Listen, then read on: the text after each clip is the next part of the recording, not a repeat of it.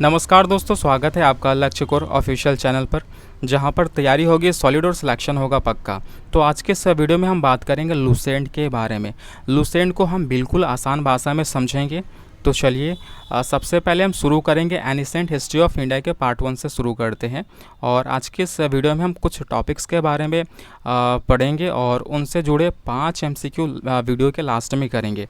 तो आपको सिर्फ देख करके ये बताना है कि 5 MCQ में से आपने कितने MCQ अटैम्प्ट किए हैं, ठीक है। तो चलिए स्टार्ट करते हैं।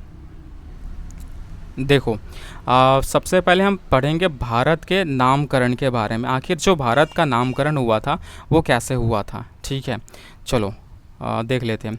जैसे कि भारतवर्ष याद रखना, उत्तर में हिमालय से लेकर के दक्षिण में समुद्र तक जो फैला उपमहाद्वीप है ना, इसको महाकाव्यों में और पुराणों में भारतवर्ष के नाम से जाना गया है, ठीक है। किसके नाम से जाना गया है? तो भारतवर्ष के नाम से जाना गया है। भारतवर्ष का मतलब होता है भरतों का देश होता है, ठीक है। और यहाँ के निवासियों को ना भारतीय कहा गया है। भारतीय शब्द का मतलब होता है भरत की संतान होता है। चलो आगे बढ़ते हैं। भरत देखो, भरत उत्तर पश्चिम यानी कि पंजाब और पंजाब के आसपास के जो क्षेत्र में रहने वाले प्राचीन कबीले थे और इन्हीं प्राचीन कबीलों का नाम था भरत, ठीक है। और इनका जिक्र ऋग्वेद में मिलता है, ठीक है। और इन्हीं का जो प्राचीन कबीले वाले थे ना, उन्हीं का नाम था भरत। और इन्हीं भरत से जो शब्द आगे हमने यूज़ किया है भारत, ठीक है। तो अब बताओ, जो भारत जो शब्द है जो आज अपने देश के लिए हम प्रयोग करते हैं वो इन्हीं कबीलों वाले के नाम पे पड़ा है। भारत से आया है भारत, ओके।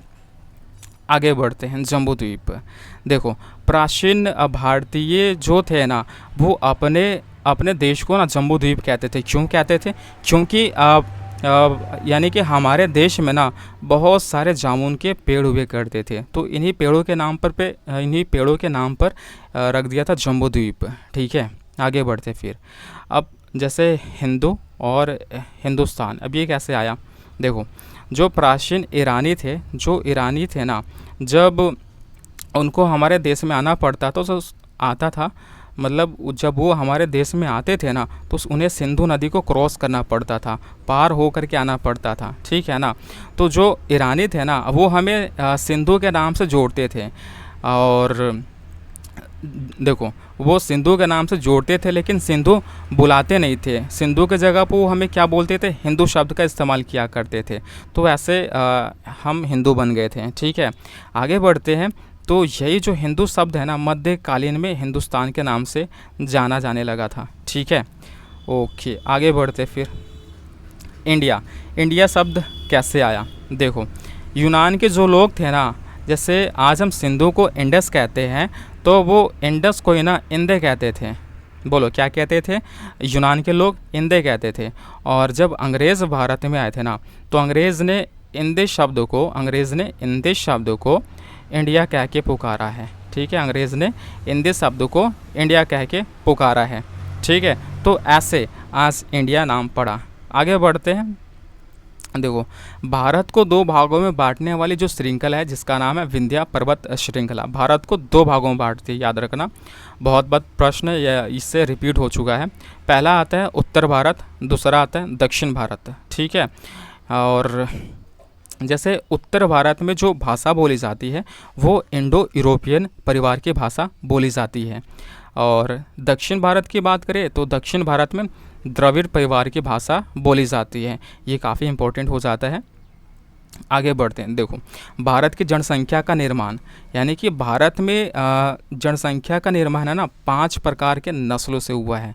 कितने प्रकार के नस्लों से हुआ है? 5 प्रकार के नस्लों से हुआ है, यानी कि रेसेस से हुआ है। जैसे कि पहला आता है प्रोटो ऑस्ट्रोलायड, दूसरा आता है पैलियो मेडिटेरेनियन, तीसरा आता है काकेशायड, चौथा आता है निग्रोइड और 5वां आता है लास्ट मंगोलायड आता है। तो इन्हीं 5 प्रकार के रेशेस से हमारे पूरे भारत की जनसंख्या का निर्माण हुआ है। आगे बढ़ते हैं। जैसे देखो, भारत यानी कि जो इतिहासकार थे ना, उन्होंने पढ़ाई को थोड़ा और आसान बना दिया, बनाते हुए इतिहास को 3 भागों में बांटा।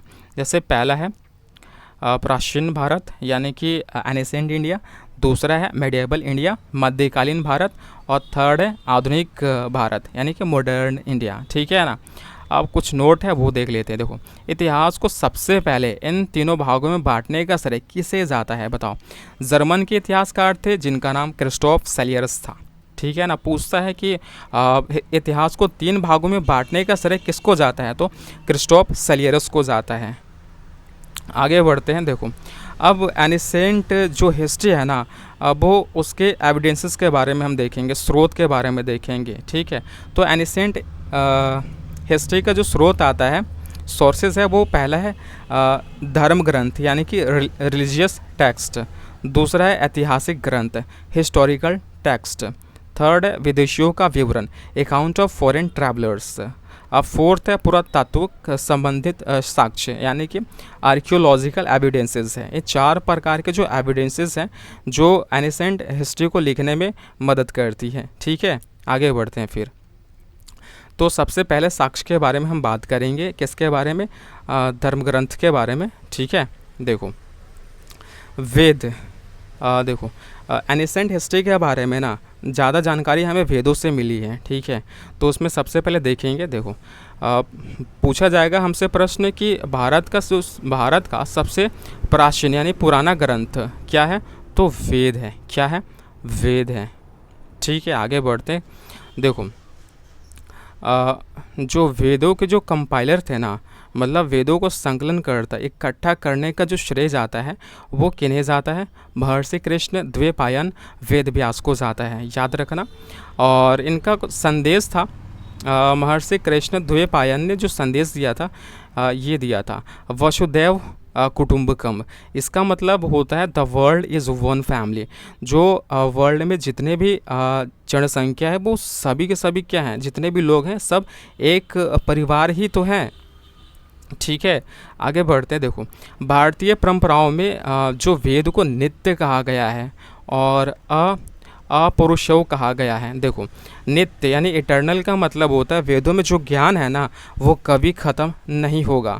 और अपौरुषेय है ना यानी कि डिवाइन, इंग्लिश में हम इसको बोलते हैं डिवाइन। इसका मतलब होता है नॉट मेड बाय ह्यूमंस, इसे ह्यूमंस ने नहीं लिखा है। देखो, वेदों में जो ज्ञान है ना उसे भगवान ने लिखा था। पहले होता था क्या ना कि भगवान ने एक बार बोल दिया था और जितने भी महर्षि यानी कि ऋषि थे ना वो सुन रहे थे, और सुनने के बाद वैसे ज्ञान का आगे बढ़ता गया, एक ऋषि से दूसरे ऋषि यानी कि जनसंख्या मतलब कि पीढ़ी दर पीढ़ी ये ज्ञान ऐसे बढ़ती गई। लेकिन बाद में महर्षि कृष्ण द्वैपायन वेद व्यास ने ना इसी सुने हुए ज्ञान को ना लिखना शुरू कर दिया था। तो इसलिए कहा जाता है महर्षि कृष्ण द्वैपायन को कंपाइलर कहा जाता है। किसका? वेदों का कंपाइलर कहा जाता है। ठीक है। आगे बढ़ते। देखो, वेदों को 4 भागों में बांटा गया है। पहला है ऋग्वेद, दूसरा का है यजुर्वेद, थर्ड है सामवेद, फोर्थ है अथर्ववेद। ठीक है ना। अब इन्हीं चारों को मिला करके ना हम संहिता कहते हैं, याद रखना। संहिता वर्ड बहुत बार क्वेश्चन में रिपीट भी हुआ है कि ऋग्वेद, यजुर्वेद, सामवेद और अथर्ववेद को मिला करके क्या कहते हैं, तो संहिता कहते हैं। चलो आगे बढ़ते हैं, कुछ शब्द देख लेते हैं ऋग्वेद के। देखो, ऋग्वेद ऋचाओं यानी कि ऋग्वेद में जो वर्ड्स हैं ऋचाओं हैं उनके क्रमबद्ध ज्ञान को ऋग्वेद कहते हैं। देखो, ऋचाओं क्या होती है, जैसे कि 2 से 3 लाइन जो लिखी जाती है ना हम उसी को ऋचाओं कहते हैं, या श्लोक भी कह सकते हैं हम उसको। ठीक है। देखो, ऋग्वेद में ना 10 मंडल हैं। 10 मंडल, मंडल का मतलब होता है चैप्टर, यानी कि ऋग्वेद में चैप्टर कितने हैं? 10 चैप्टर हैं। और उसमें सूक्त कितने हैं? 1028 सूक्त हैं, यानी कि गीत। ठीक है। 1028 क्या है? हाइम से गीत लिखे गए हैं। अच्छा, आगे बढ़ते हैं। और उसमें ऋचाएँ कितनी हैं, यानी कि श्लोकों की संख्या कितनी है? ऋग्वेद में 10,462 श्लोक हैं, यानी कि ऋचाएँ हैं। ओके, आगे बढ़ें। देखो, ऋग्वेद के पढ़ने वाले जो ऋषि होते थे ना हम उनको होत्र कहते थे। बोलो, क्या कहते थे? होत्र कहते थे। ठीक है। अच्छा, देखो, ऋग्वेद में हमें आर्यों के बारे में भी जानकारी मिलती है, चाहे इनकी रणनीतिक प्रणाली हो, इतिहास हो, तो आर्यों के बारे में जो जानकारी है ना हमें ऋग्वेद से ही प्राप्त होती है। याद रखना, काफ़ी इंपॉर्टेंट प्रश्न यहाँ से बन जाता है। आगे बढ़ते हैं। देखो, ऋग्वेद में देवराज इंद्र के लिए ना 250 मंत्र लिखे गए हैं और अग्निदेव के लिए 200 मंत्र लिखे गए हैं। ठीक है, आगे बढ़ते हैं। देखो, ऋग्वेद में गाय को अघन्या कहा गया है। अघन्या शब्द का मतलब होता है गाय की हत्या करना गैर कानूनी होता था पहले। ठीक है, आगे बढ़ते हैं। फिर देखो, महत्वपूर्ण मंडल, तीसरा मंडल की बात कर लेते हैं। कुछ महत्वपूर्ण चैप्टर यानी कि मंडल्स हैं, हम उनके बारे में बात करेंगे। ठीक है, देखो, थर्ड मंडल, तीसरे वाले मंडल को ऋषि विश्वामित्र ने लिखा है ना, जिसमें सूर्य देवता सावित्री के लिए गायत्री मंत्र लिखी गई है। याद रखना, सूर्य भगवान को ही सावित्री के नाम से पहले जाना जाता था। ठीक है, यानी कि पहले बुलाया करते थे। और गायत्री मंत्र किसके लिए लिखा गया है, तो सूर्य देवता सावित्री के लिए लिखा गया है। ठीक है, आगे बढ़ते नवामंडल। देखो, नवामंडल ना सोम देवता को समर्पित है। पूछेगा नवामंडल किस भगवान को समर्पित है, तो सोम देवता को समर्पित है। ठीक है, आठवें मंडल की बात कर लेते हैं। तो आठवां जो मंडल है ना वो हाथों से लिखा गया है।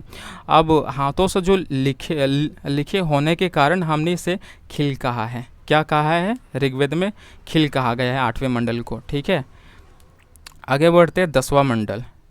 देखो, ऋग्वेद का सबसे बड़ा जो मंडल हो जाता है वो 10वां मंडल हो जाता है। ठीक है, आगे बढ़ते हैं। ऋग्वेद में ना पुरुष सूक्त की अवधारणा भी दी गई है। पुरुष सूक्त की अवधारणा का मतलब समाज शास्त्र यानी कि वैदिक सोसाइटी के बारे में यानी सोशियोलॉजी के बारे में कहा गया है।